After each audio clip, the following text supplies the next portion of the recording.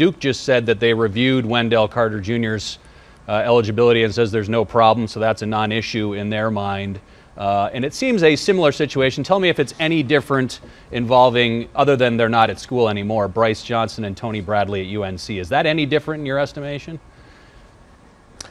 Well, it is different whether it's a former player versus a current player. With regard to a current player, if there's any allegation that a player may have accepted, or a family member of players accepted an extra benefit, the school will usually, through the compliance department, investigate and make a determination. And if that determination is that it's questionable and there are issues with it, oftentimes what schools do out of abundance of caution is they declare the player ineligible and then petition the NCAA for reinstatement.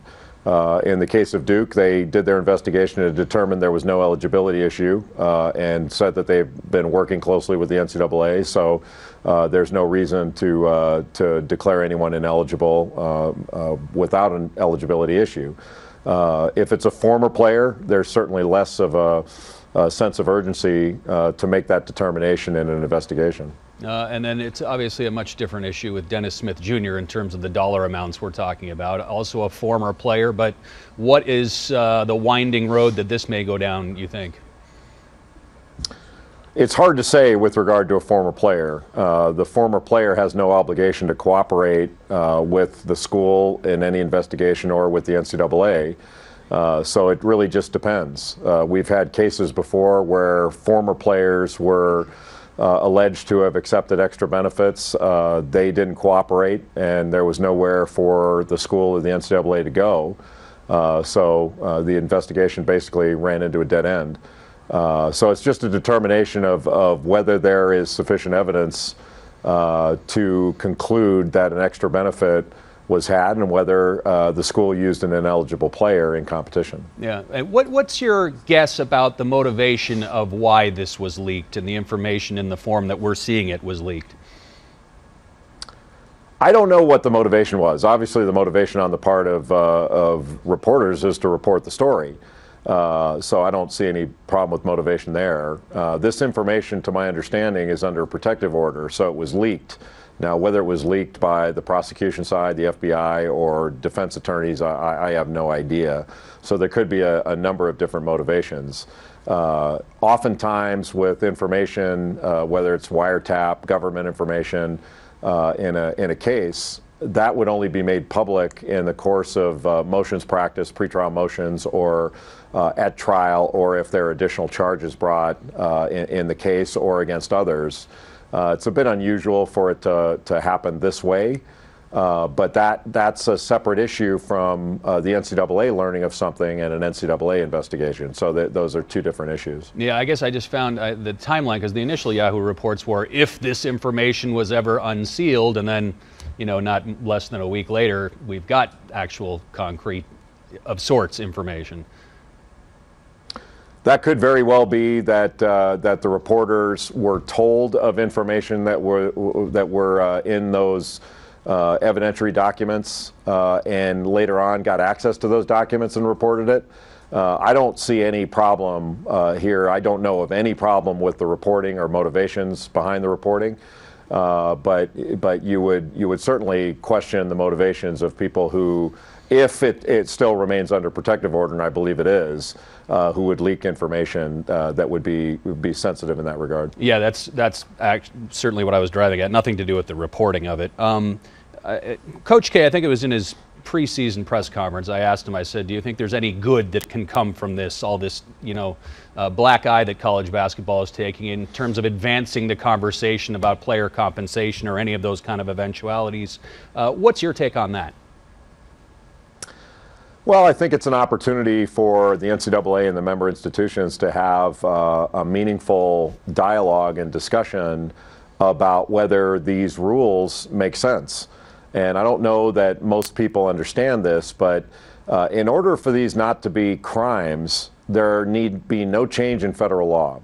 The only change there would have to be would be in NCAA rules. This is an issue of NCAA rules being broken, and somehow the school being painted as the victim in this. The school is at risk of having to disgorge profits if they play an ineligible player. They can't theoretically manage their assets, that being the scholarship and their rosters and the player, because of rules being broken and players being declared ineligible. Those aren't issues of federal law. If the NCAA changed their rules tomorrow that said that players could have agents or players could accept monetary benefits, then these would no longer be federal crimes.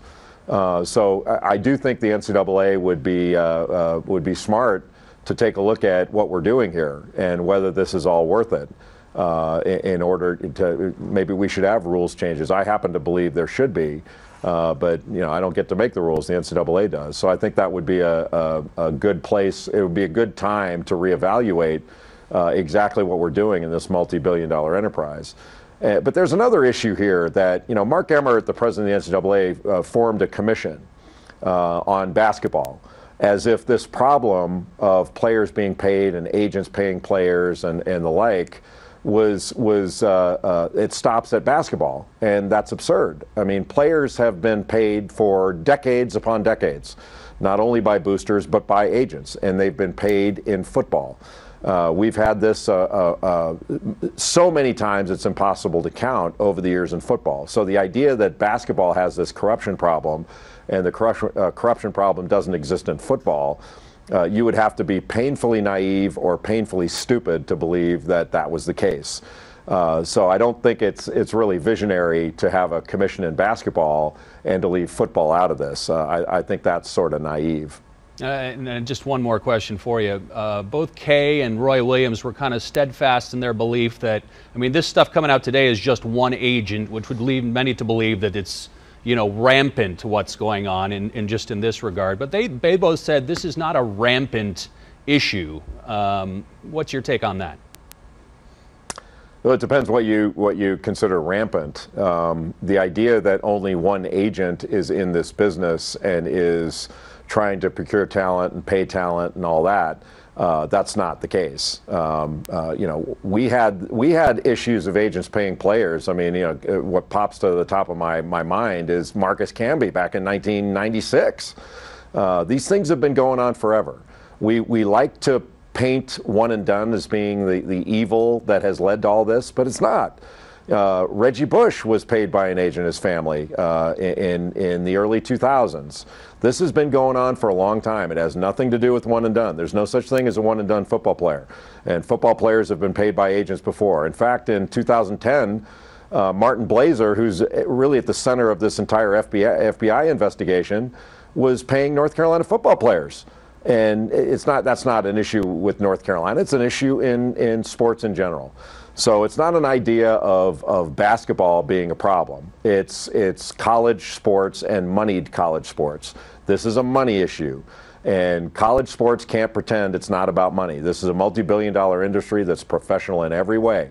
And for some reason, the NCAA believes that they're the ones that can stop the flow of money, that we can engage in a multi-billion-dollar business and we can cordon off the players as being this virginal group that we can keep separate from the multi-billion-dollar enterprise that college sports is. And we can't. We never have, and we never will.